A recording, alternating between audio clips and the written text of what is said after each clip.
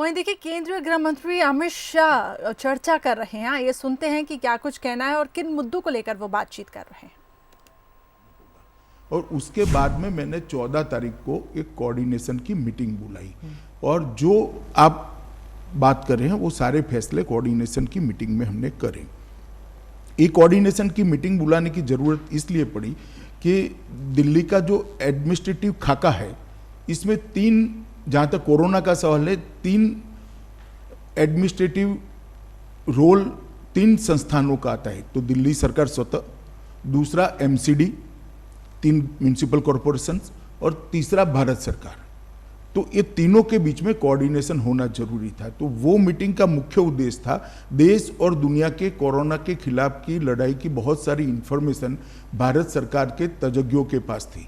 जैसे doctor Paul है, नीति आयोग के मेंबर हैं, हमारे डॉक्टर भार्गव हैं, आईसीएमआर के हैं, और एम्स के डायरेक्टर गुलेरिया जी हैं। ये तीनों के पास पूरे देश भर की स्थिति और दुनिया भर की लेटेस्ट स्थिति की जानकारी थी।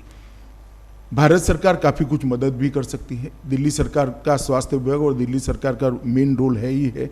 और अस्पताल बहुत सारे एमसीडी के हैं, नीचे के कर्मचारियों की संख्या भी एमसीडी की ज़्यादा है। तो एक व्यापक अभियान कोरोना के खिलाफ चलाना है, तो तीनों ने मिलजुल कर काम करना पड़ेगा। तो मैंने मीटिंग बुलाई, इसमें दिल्ली के मुख्यमंत्री जी भी आए, उप मुख्यमंत्री जी भी आए, भारत सरकार के स्वास्थ्य मंत्री भी थे, ये तीनों डॉक्टर भी थे, और बाद में एमसीडी के मेयरों के साथ भी मीटिंग की। इसमें हमने बहुत सारे निर्णय लिए और आज मैं कह सकता हूँ विश्वास के साथ कि 5.5 लाख वाली स्थिति 31 जुलाई तक नहीं आएगी। पर ये क्राइसिस तक क्यों आया? क्योंकि अगर कोऑर्डिनेशन थी तो 14 जून वाली मीटिंग की क्या जरूरत थी? क्या पता नहीं था कि ये होने वाला है ऐसे? देखिए, आमतौर पर दिल्ली सरकार की जिम्मेदारी है कोऑर्डिनेशन करने की और व्यवस्थाओं को ठीक करने की, मगर जब मनीष जी का बयान आया तब मुझे लगा कि अब भारत सरकार को प्रेक्षक नहीं बनाना चाहिए। मोदी सरकार की पूरे देश की जवाबदारी, प्रधानमंत्री जी की पूरे देश की जवाबदारी। प्रधानमंत्री जी ने भी मुझे कहा कि भाई गृह मंत्रालय ने इसमें इनिशिएटिव लेकर आगे बढ़ना चाहिए, दिल्ली सरकार को मदद करना चाहिए। आज भी मैं स्पष्ट कर रहा हूँ, दिल्ली सरकार को हम मदद कर रहे हैं, परंतु कोऑर्डिनेशन जब तक नहीं होता है नहीं होता। इसलिए भारत सरकार ने इसमें कोऑर्डिनेशन की दृष्टि से हस्तक्षेप तो नहीं कह सकते, मगर एक मीटिंग बुलाकर काम करना शुरू किया। इसमें जो कमियां हमारे ध्यान पर आई, व्यापक चर्चा के, कुछ दिल्ली सरकार ने भी मुद्दे रखे, कुछ जो एक्सपर्ट्स थे उन्होंने रखे, कुछ एमसीडी के मेयरों ने रखे। क्योंकि दूसरे ही दिन मैंने मेयरों के साथ भी मीटिंग की, ऑल पार्टी लीडर्स के साथ भी मीटिंग की, और सबके जो सुझाव है इसके आधार पर हमने बहुत सारे निर्णय करे। सबसे पहला निर्णय करा कि 30 जून तक कंटेनमेंट जोन के हर घर का सर्वे हो जाएगा। इसमें हल्का सा भी लक्षण है जिसमें कोरोना का खांसी भी है, जुकाम है, बुखार है, कुछ भी है, सर दर्द है, सूंघने की क्षमता चली गई है, टेस्ट चला गया है, ये सारे लोगों की सूची तैयार करी और हमने मास लेवल पर टेस्टिंग बढ़ाया।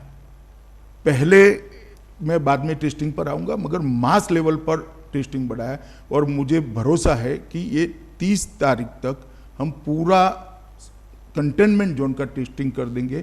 और बाद में 21 जुलाई को तय किया कि पूरे दिल्ली का हाउस टू हाउस सर्वे करेंगे, जिसको थोड़ा सा भी कोरोना का भय हो उसका टेस्टिंग किया जाए और कम से कम उसको आइसोलेशन में डालने से वो फैलाए नहीं। ताज्जुब तो इस बात की हो रही थी कि आप होम मिनिस्टर हैं, गृह मंत्री हैं, तो गृह मंत्री होने के नाते आपको हर स्टेट, हर राज्य को देखना है, गुजरात हो, महाराष्ट्र हो, लेकिन दिल्ली में ऐसी क्या केओस वाली सिचुएशन आ गई? और इंग्लिश में एक कहावत है, too many cooks spoil the broth, कि एक तरफ चीफ मिनिस्टर हैं, एक तरफ लेफ्टिनेंट गवर्नर हैं, उस पर आप भी आ गए, तो इसमें तालमेल अब बढ़ा है? जरा भी कोई खींचातानी नहीं है, बिल्कुल।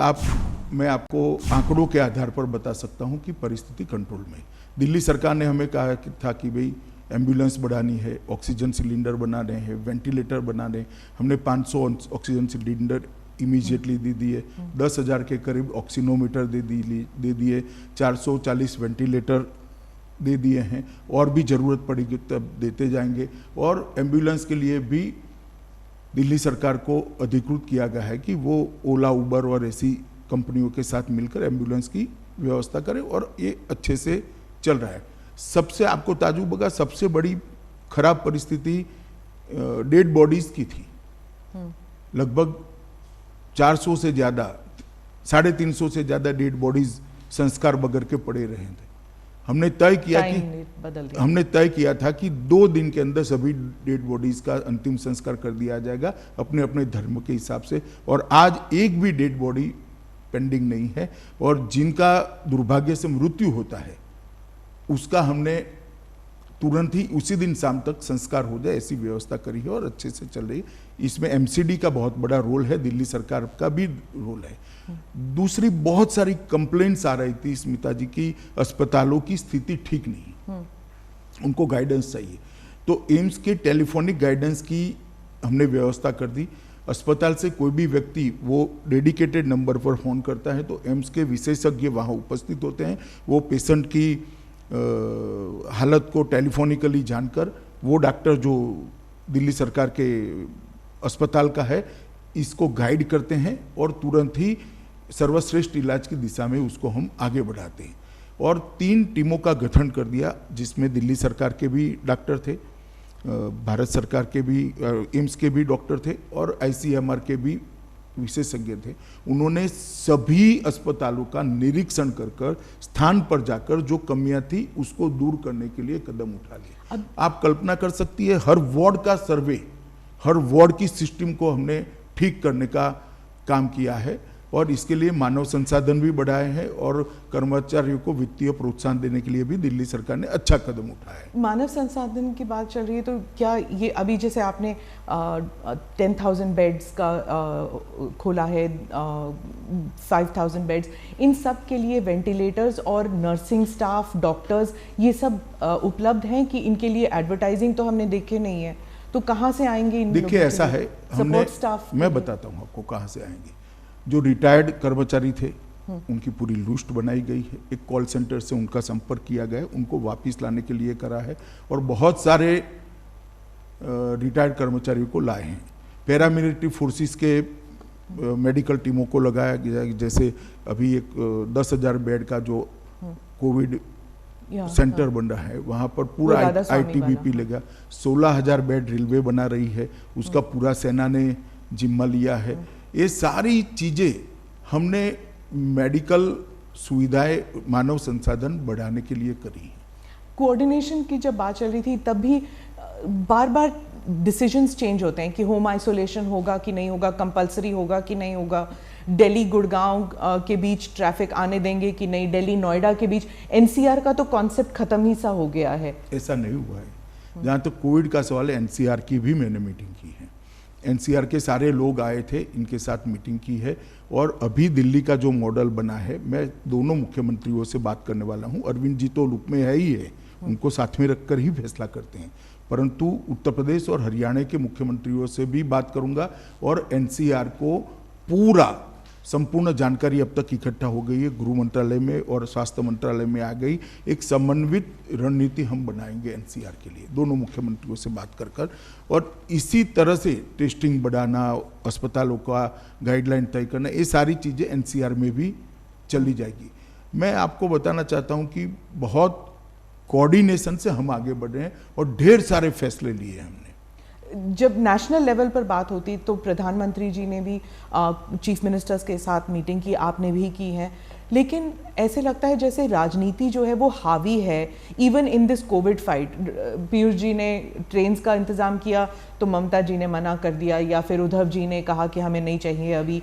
तो इस सब में जो फेडरल स्ट्रक्चर है वो जैसे लग रहा था कोलैप्स कर गया। शुरुआत में तो ठीक था, लेकिन अब जैसे लगता है कि पॉलिटिक्स जो है वो हावी है। छोटी छोटी बातों को ज़्यादा तूल नहीं देना चाहिए।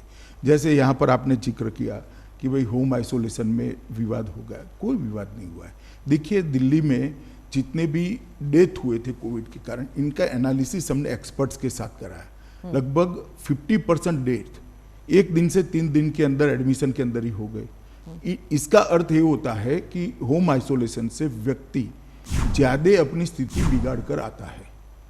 अब हमने रैपिड टेस्ट, मतलब एक फास्ट टेस्टिंग की प्रक्रिया चालू करी है और